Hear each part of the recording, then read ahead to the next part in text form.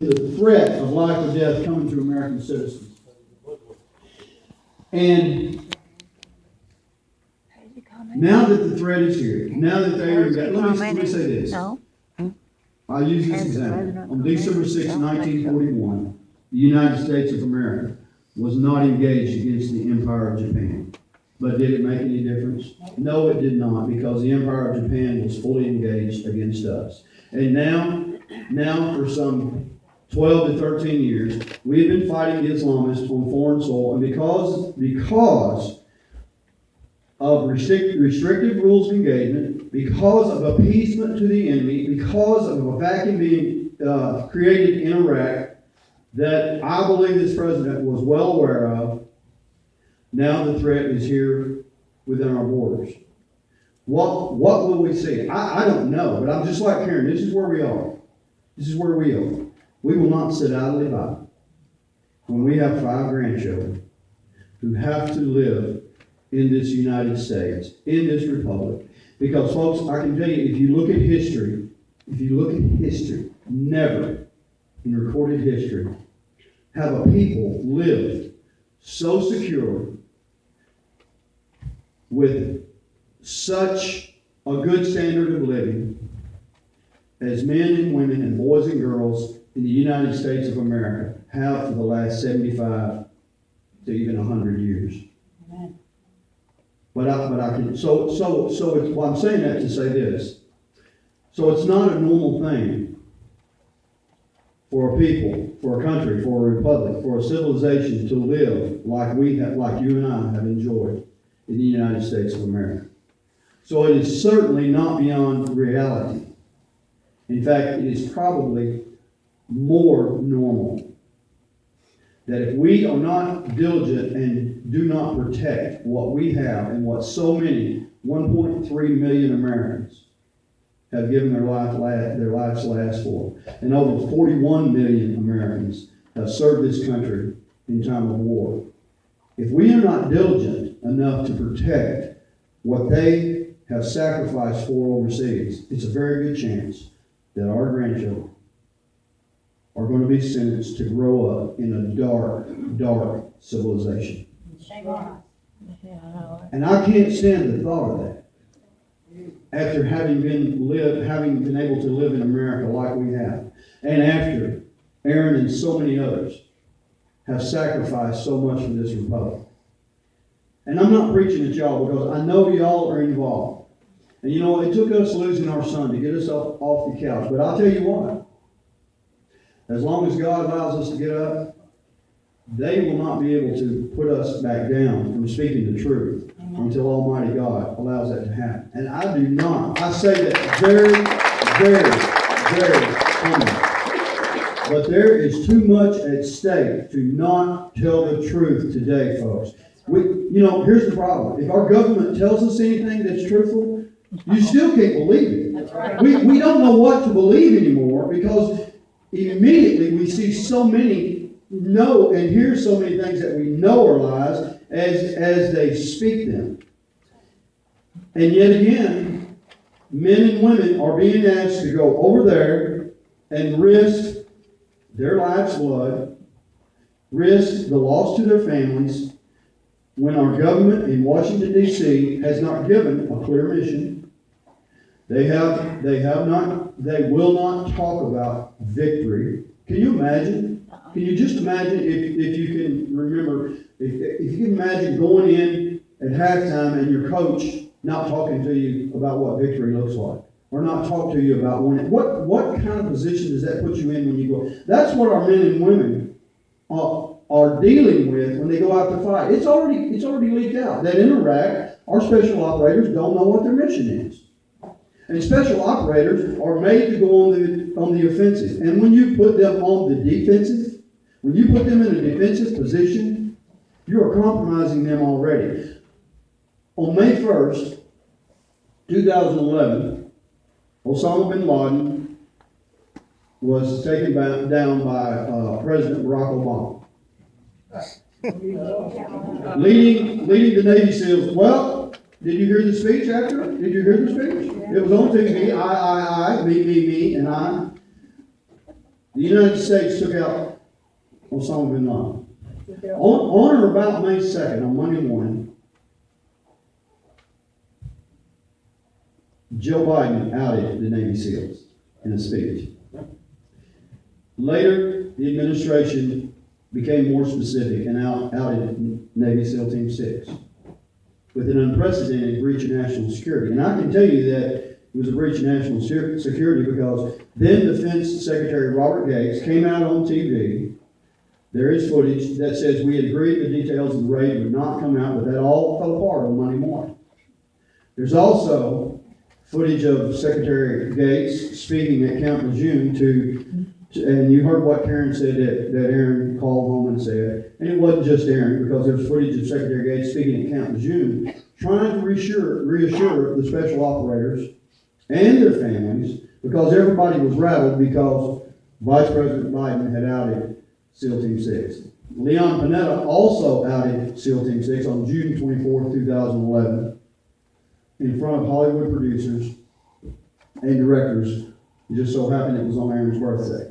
The last birthday that Aaron would celebrate.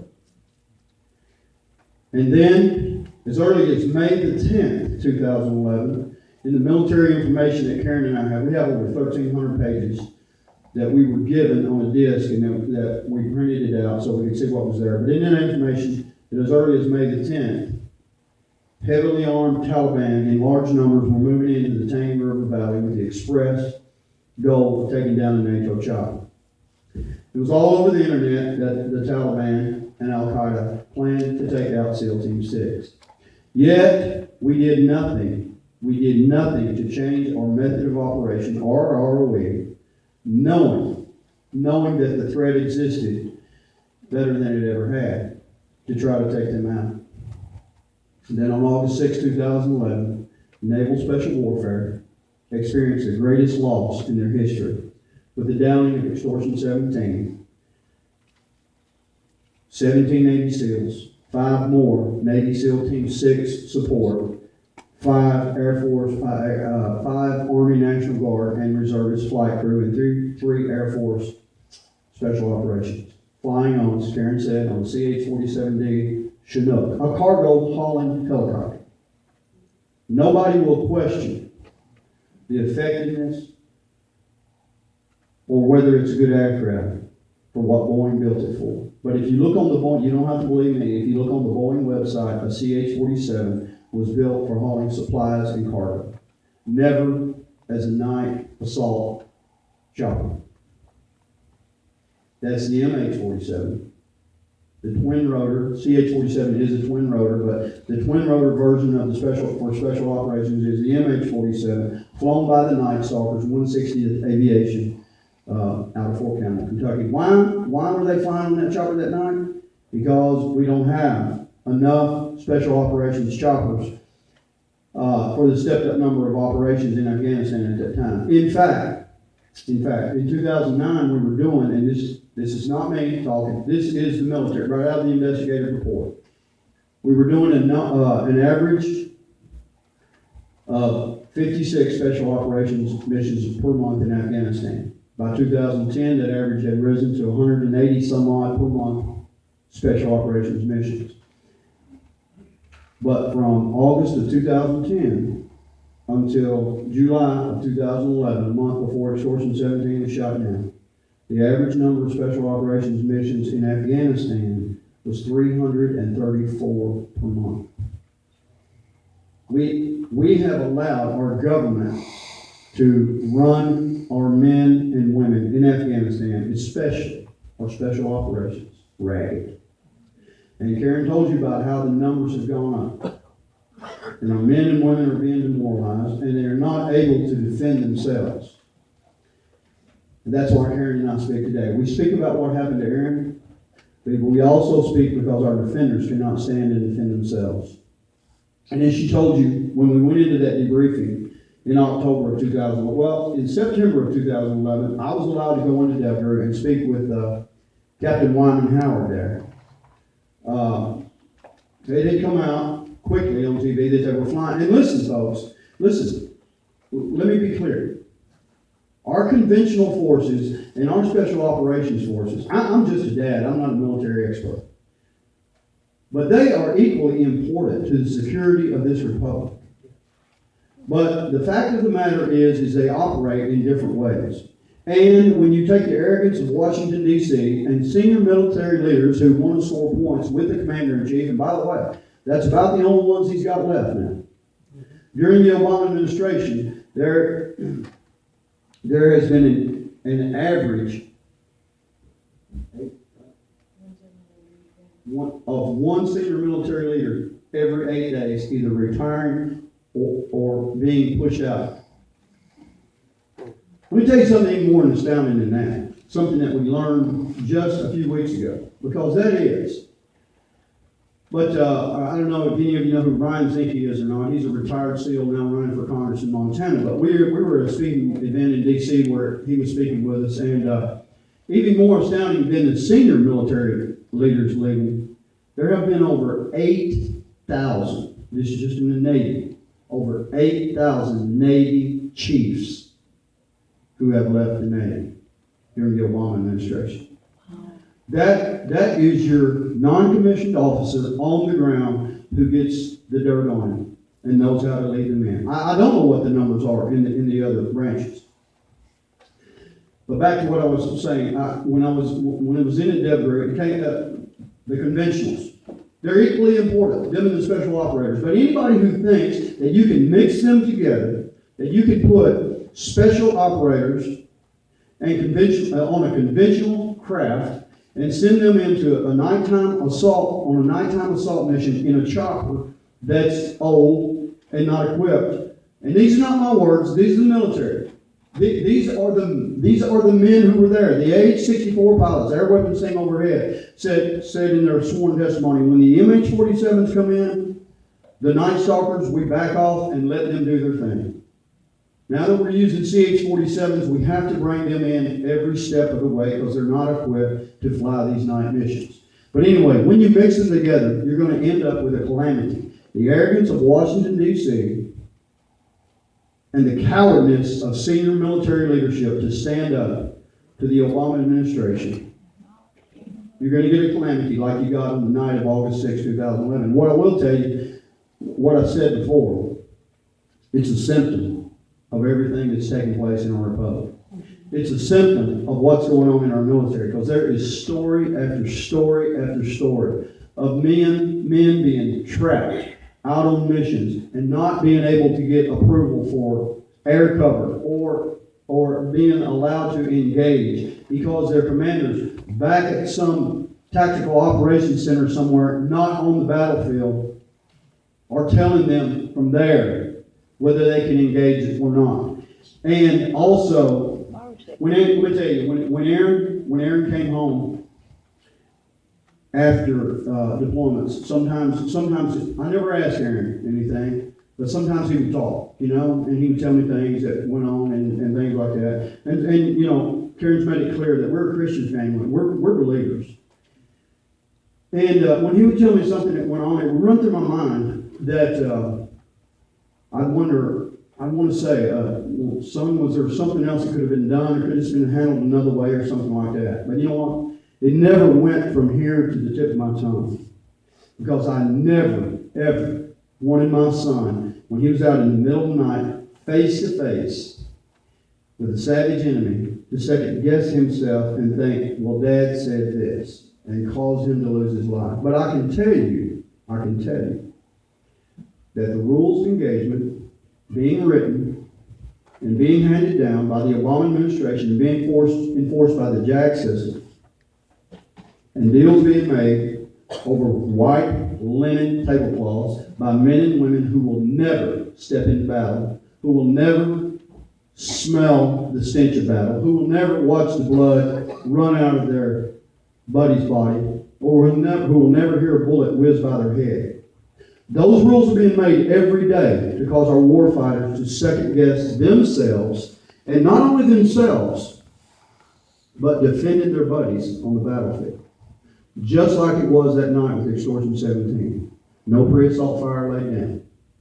After the chopper was shot down, Didn't take 2 of the 3 air weapons team, two of the 3 aircraft in the air, an AC-130 gunship and 2 AH-64 helicopters. 2 of them saw where the shots came from. But they didn't take them out because of the rules of engagement. I'll tell you, this is indefensible and it's criminal. And I can tell you right now, the biggest enemy the United States of America faces is not ISIS. It's not the Islamists. The biggest enemy that we face resides at 1600 Pennsylvania Avenue. That's the greatest security threat to the Republic of the United States. And I can also tell you today that our men and women overseas, they do face a savage enemy from them. But the greatest killing field has been opened up in their rear by politicians in Washington, D.C. And Karen told you a while ago, we went around and did this for a long time. For a long time. And talked to congressmen, and talked to congresswomen, and got nowhere. And then finally on February 27th of 2014, we got a sham of a hearing. And we're writing another book right now, and of the things that we have found out since, and of the lies that were told in the hearing, and of the because I mean, you know, and we won't say this is a lie. We're going to show you how it's a lie. I mean, we don't expect you to believe us. I don't expect you to believe what I tell you tonight. You go find out for yourself, because I can tell you right now, you don't have to look far to find out what's going on in this country and in this military today. But it made me think about the hearing, because just the day before yesterday, we were working on it, and we were going back through the hearing testimony, February 27th, and listening to Gary Reed sit there and talk about what happened on it. I've never talked about this publicly. It's not because it's a secret. It's because, well, it's just because I haven't got into it. But just to show, you know how the hearings are. We sat there and watched an hour and 45-minute hearing. The first 35 minutes was grandstanding. We were there. Parents were there on their own dime. And then when Mr. Reed got up, or when he gave his sworn testimony, lie after lie after lie about the black box on the chopper, about what happened that night, about the 7 Afghans. And we can go back to the testimony that we have straight from the military and show you where this man lied under oath. But honestly, I don't expect any better out of our government. We've seen it so much. We've seen it with Benghazi. We've seen it with Fast and Furious. Time after time after time. You just think you'll never experience it in your life. I've gotten way off track. Back to Deborah. I asked him when I went in September, I said, were they indeed flying on the National Guard helicopter? He said, Billy, they were. And I said, well, would it have been the same if they'd been on an MH-47? He said, this is what I can tell you. If they'd been on an MH-47 and the chopper got hit in the same place, the results would have been the same. He said, but, Billy, we'll never know. Because the MH-47 would have gone in fast and hot, at a different angle, with different pilots, so we'll never know. I believe, that our men were set up that night.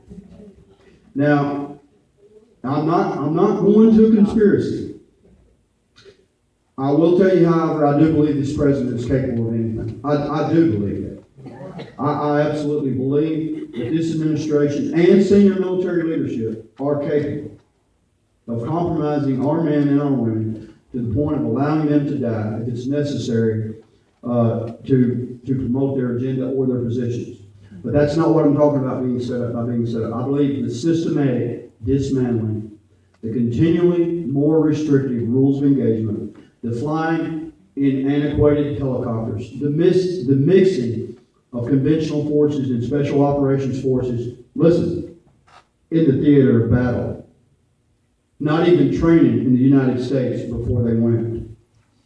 In fact, in the testimony we have, one of the men on Extortion 16, the chopper behind that, part of the same aviation crew as the ones who got killed, was asked, were you aware that you were going to be flying special operations forces before you arrived in Afghanistan? No, sir, I was not. Now, they compromised both groups and got them all killed. We learned that day, as Karen told you, in October. Those two things. And it was me who asked. When they said the General Brigadier Colt said because of the rules of engagement, they did not take him out.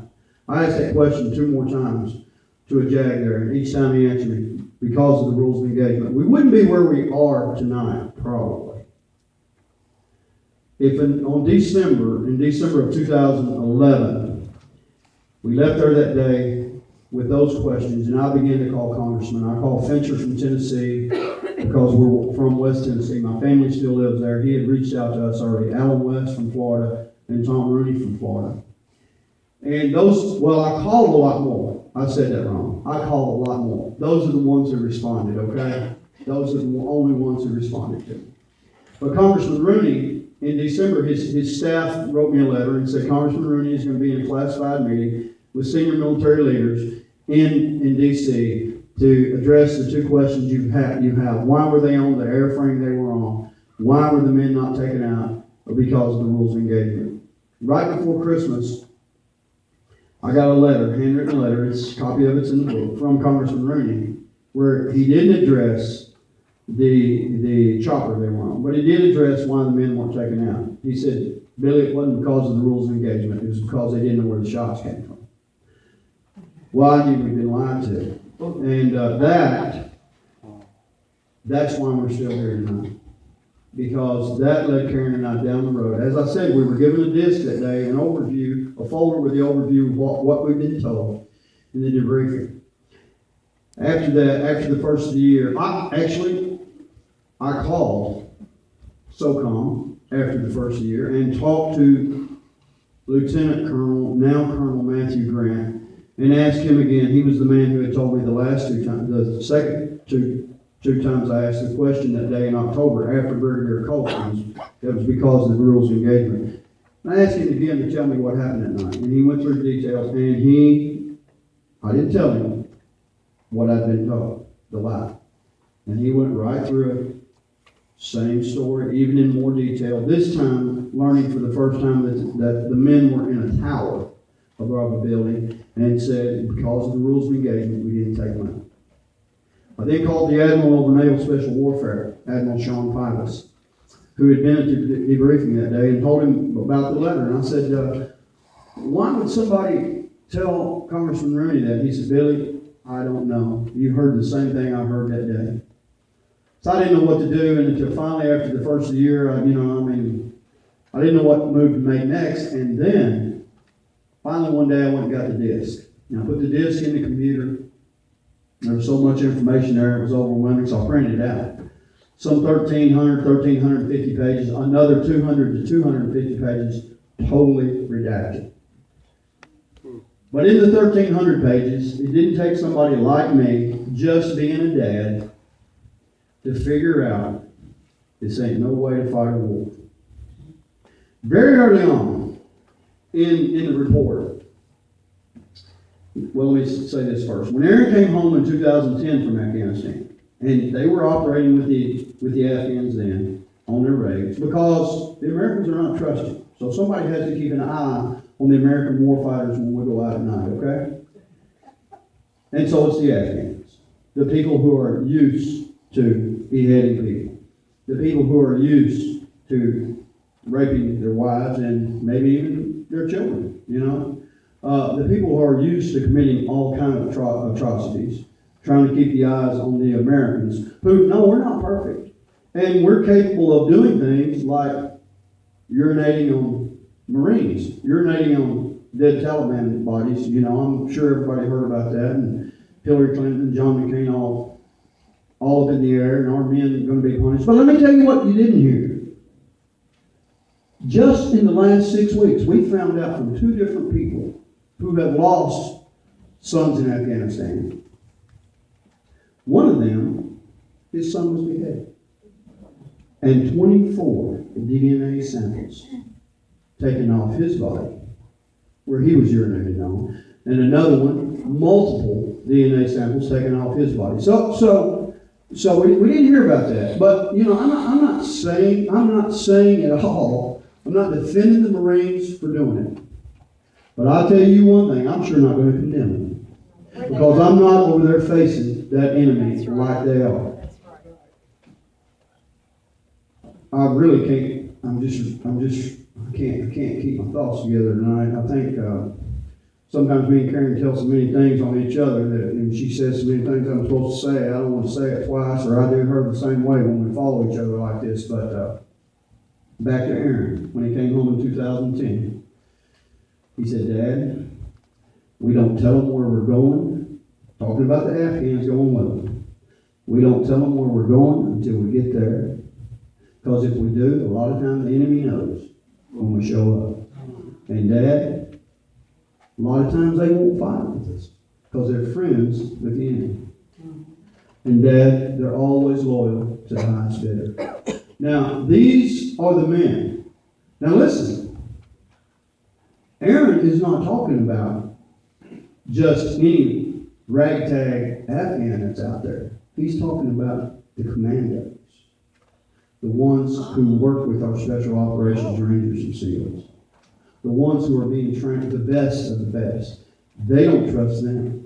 And we know it's not just Aaron, because so many have come to us. One SEAL Team 6 guy retired 17 and a half years, told Karen and I, as we sat at the table after Aaron died, he said, I can tell you right now, I just got an email from my buddy the other night, who's over there right now. Now, this has been a year and a half ago. And he said his name, who was sitting at the table with us, and he said, "My greatest fear when I go out on a knock at night is being shot in the back of the head by my Afghan allies."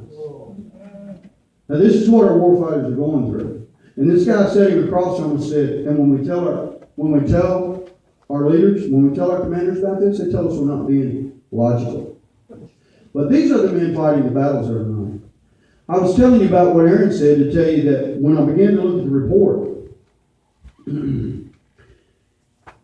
by the time Aaron was killed, in the report of the investigation, as military leaders explained how we fought in Afghanistan, we operate with a group called the OCG, the Operational Coordination Group of Afghanistan. It's made up of the Afghan National Army, the Afghan National Security Ministry, and the Afghan National Police.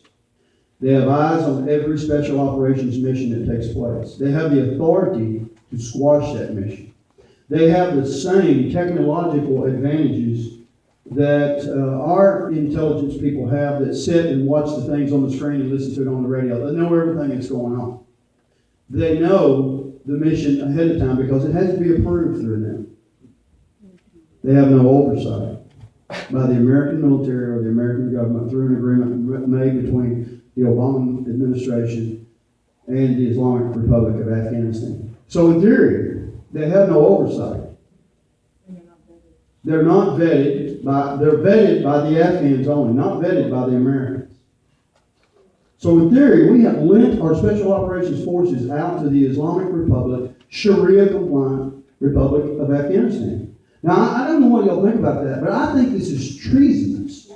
That you and I, and for good reason, are never aware of anything that our Special Operations Forces are doing, and should not be, because their success depends on their secrets. Yet, our government has lent it out to them. And who, by the way, the Afghan National Army, by the way, by 2009, the American ambassador to Afghanistan said, "We believe that the Afghan National Army is at least 25% infiltrated with the Taliban." And who, by the way, Mullah Omar, the leader of the Taliban, said our main way of operating to break the will of the American forces is to infiltrate the Afghan National Army. And the OCG, by the way, according to a man that we talked to in D.C., who worked in this area, said the military's greatest fear is the OCG. And we know the OCG is infiltrated by the Pakistani secret police.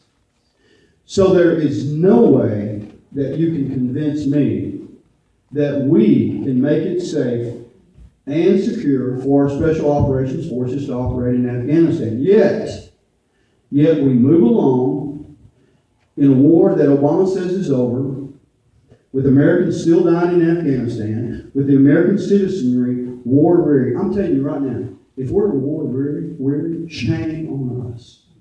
Shame on us. I don't care how weary we are, we're about to lose our republic. And it can fall from many different angles right now. But we are sending men and women again with no better rules than get. What? Do you even hear? Just in the last couple of days, the Secret Service saying, we're not clear about our rules of engagement. The same thing happened with Brian Terry. We heard about the rules of how much can we take in this republic before it goes off the cliff? I also read, and I learned very quickly, that when that antiquated chopper went in that night to where a 3.5-hour firefight had been going on, there was no pre-assault fire. The chopper landed like it was landing at the Walmart parking lot. Why? Because pre-assault fire is considered aggressive to the Afghans. And it disrupts the villagers at night. At the debriefing in Virginia Beach, with the grieving families sitting there, one father sitting right next to Karen asked the question, why didn't we use a drone strike that night? And I'm not saying whether we should have or shouldn't. But the answer from a 3-star Admiral Robert Harwood, to the grieving families was because we want to win their hearts and minds. So I mean, we were raw that day. But I'd love to see that man face to face. So it's more important. You see, it's an absurd question that I'm about to ask, but it's really true. So it's more important to win the hearts and minds of the Afghans than it is to make sure that our warfighters are secure. That sounds absurd, but it is. We're proving it every day over and over again. And by the way, one reason why we keep doing what we do is because we can't get clear answers. I'm sure many of you wonder why there were so many men on one chopper. I told you there was a 3.5-hour firefight going on, okay? The village was in a state of high alert. 3 air weapons team overhead. And the story is still conflicting today. It first came out that the Rangers were being overrun. Well, in the military report, that is proven, or it's stated under oath, that is not true at all, that the Rangers never were threatened. And I'm not questioning that, but we went in after a high-level target. But when I say that we didn't lay down any pre-assault fire to Admiral McCraven who came to our house, he says to me, Admiral McCraven, 4-star Admiral, JSOC commander, well, there's no pre-assault fire because the firefight was already over. The Rangers were in the questioning stage of their op. Okay, now, how many military people are out there? I know there's at least a couple here. Okay, a lot of you. Okay, listen. You don't have to be a military person to think about this, but anybody can figure this out. Okay, if the op is already over, why do 38 people get on one chopper? Why do 22 of them happen to be Navy SEAL Team 6 and SEAL Team 6 support? That's what doesn't add up. Well, the guy I told you about a while ago, the SEAL Team 6 guy that retired talking to Karen and I, he said, I can tell you this. He said, if those SEALs, all those guys got on one chopper, something bad was going down, because that's not what we do unless we have to. We'll go in and land outside and hike in. But he said, I'll find out. He said, I know an intel guy who was there that night. About 6 months later, he called me back. And he said, I finally caught up with this guy, and this is what he told me. Called his name, and he said,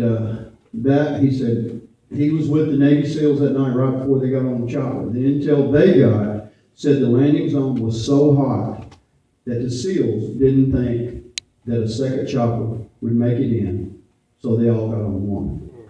Now, listen, I don't care how crazy you think it is, that's what Navy SEALs will do. If they're given the chance and they're given the opportunity to go and save somebody or to run to a fight, they'll all climb on top of a school bus if that's the best way to get there. Now they just will, that's who they are. I don't know if you know any, and I'm not saying they're the only ones that way, that's where our warfighters are. Look at Benghazi. The men being told to stand down, back off, back up. No, they go to the fight. That's what Americans do. But why did they do it? That is the question we still have.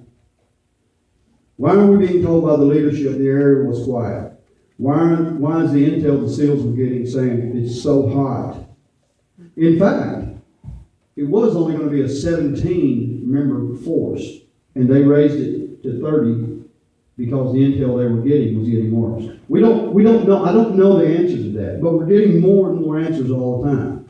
More and more answers, more things are coming out. We know the AC-130 that night was denied many times to engage the enemy on the ground before the SEALs came in. We're also now finding out that men in the area, people in the area, were saying, don't send in a quick reactionary force. We don't need it. We've lost chain of custody of the people on the ground. We don't know where they are. They're heavily armed. Don't bring them in. Yet they came in.